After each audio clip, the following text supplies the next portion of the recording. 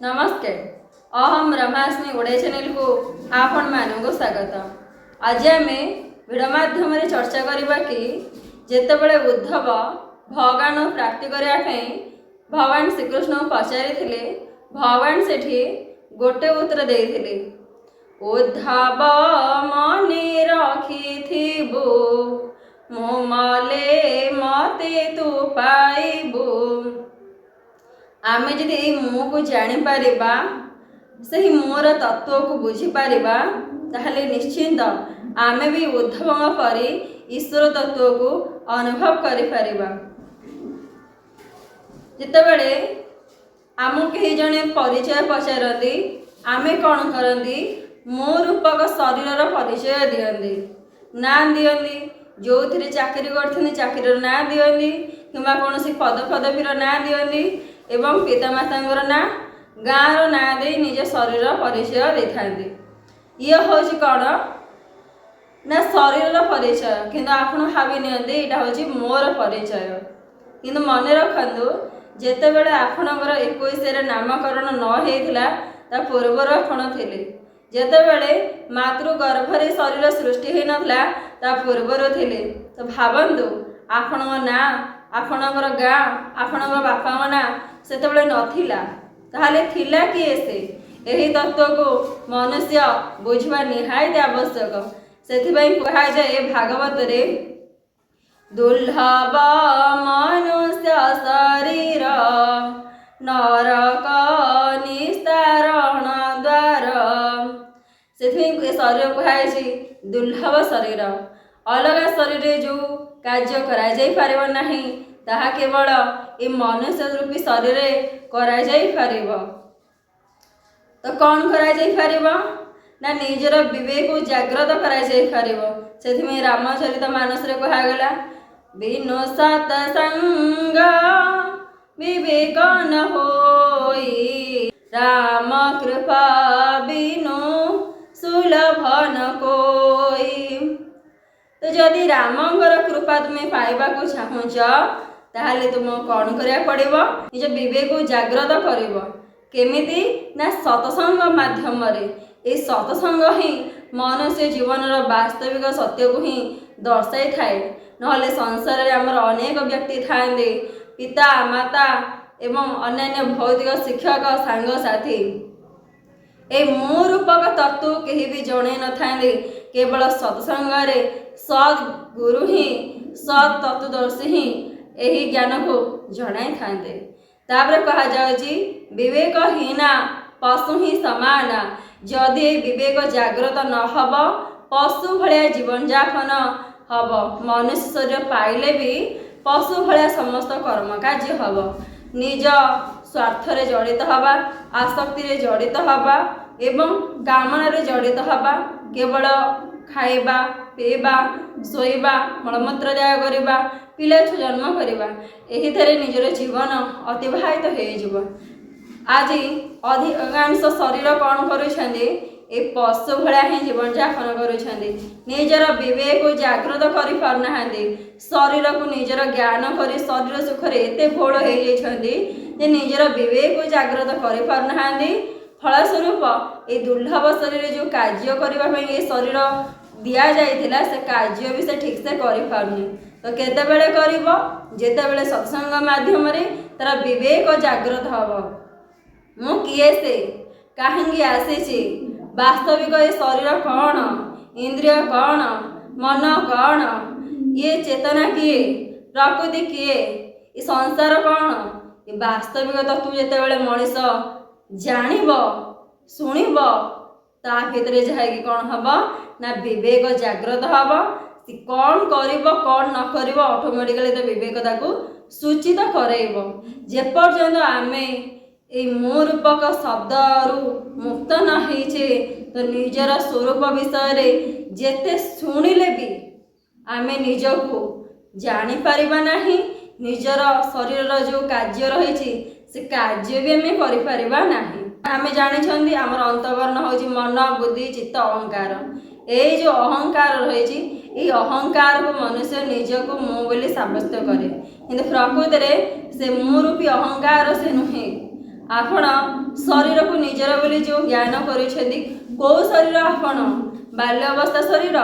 युवक अवस्था शरीर ना वृद्धावस्था शरीर को शरीर को निजर बोली ज्ञान करुछंदी तो ये किए से स्थायी ये कौ जिनस आपण निजर बोली ज्ञान करुछंदी ये परिवर्तित होता शरीर को जी कि अस्थायी अनित्य यहीटा निज स्वरूप यदि ज्ञान करुछंदी ताहले आकु मिथ्या बोली ज्ञान करंदु कहीं सत्य होची आपण होछथि आत्मस्वरूप आपण होछथि ब्रह्म स्वरूप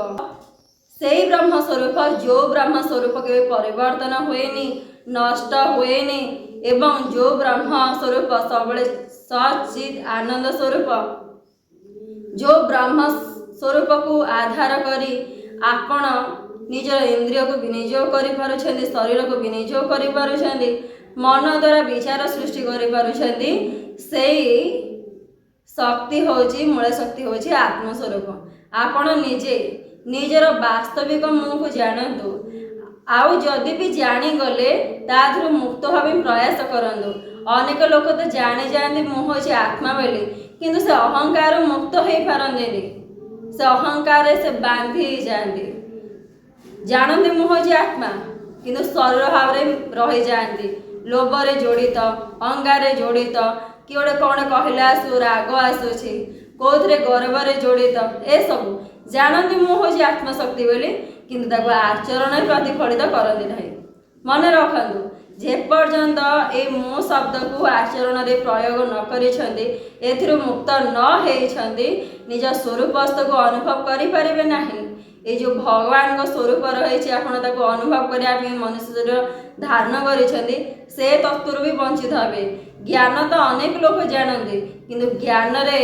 सेति परिपक्व को माने होंदी जो माने सेति आचरण करंदी बिना आचरण रे केबे भी संभव नुह आमे प्रथम क्लास रे बही पढ़िले पास हेले द्वितीय क्लास हो गले सेमती गोटे पर गोटे क्लास रे अलग अलग बही पढ़िले एवं पास हे गले केमिति बहीटा को पढ़िबा द्वारा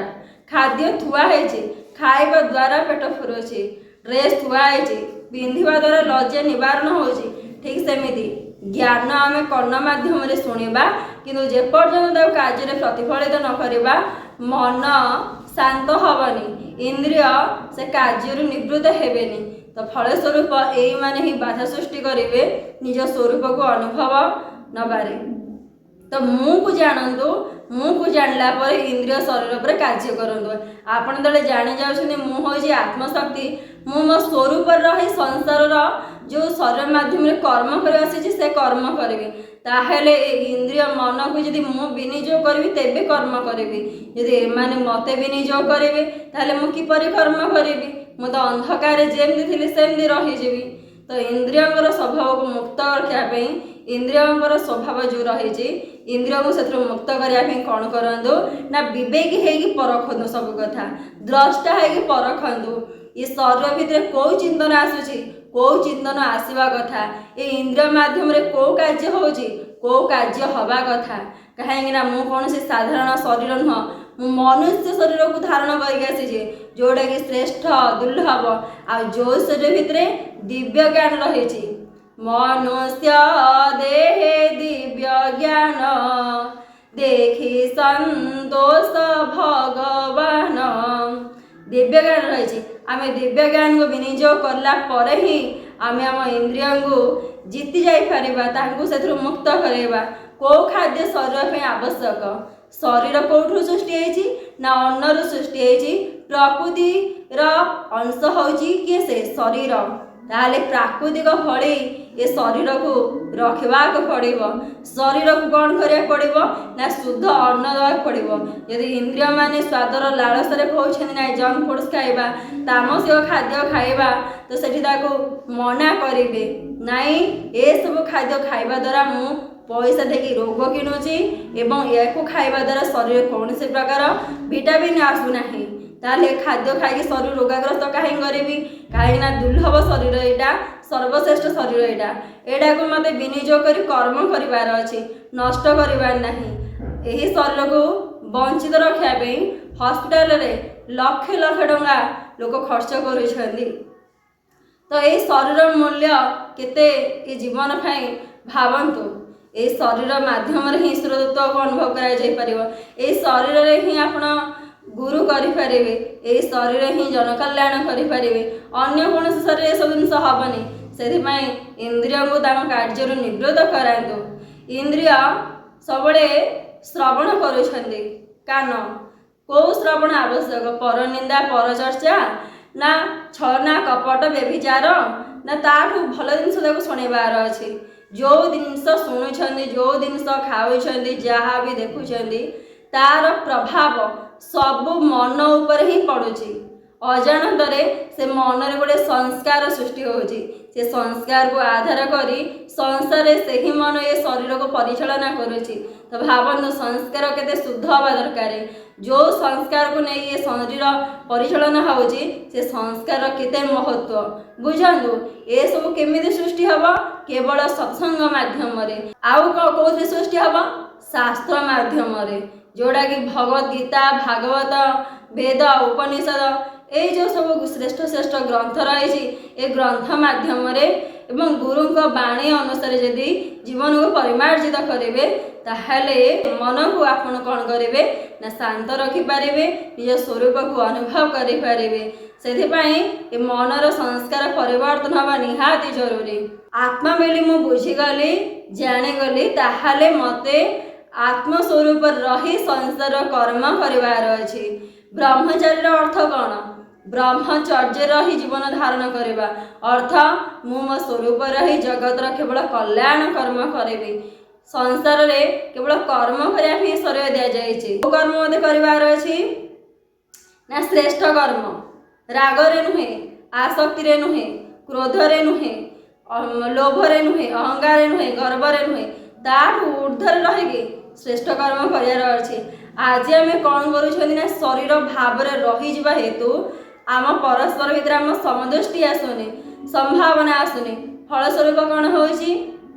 ना निजे से स्वरूप जानी मध्य अन्य भितर से एक आत्मा अच्छा एक भगवान अच्छा जानी मध्य आचरण स्तर रे किछि भी आमर प्रतिफलित होनी। आमे जानिचे सकल घटे नारायण बसंती अनादि कारण। आमे जानी सकल देहरे से भगवान ही अच्छा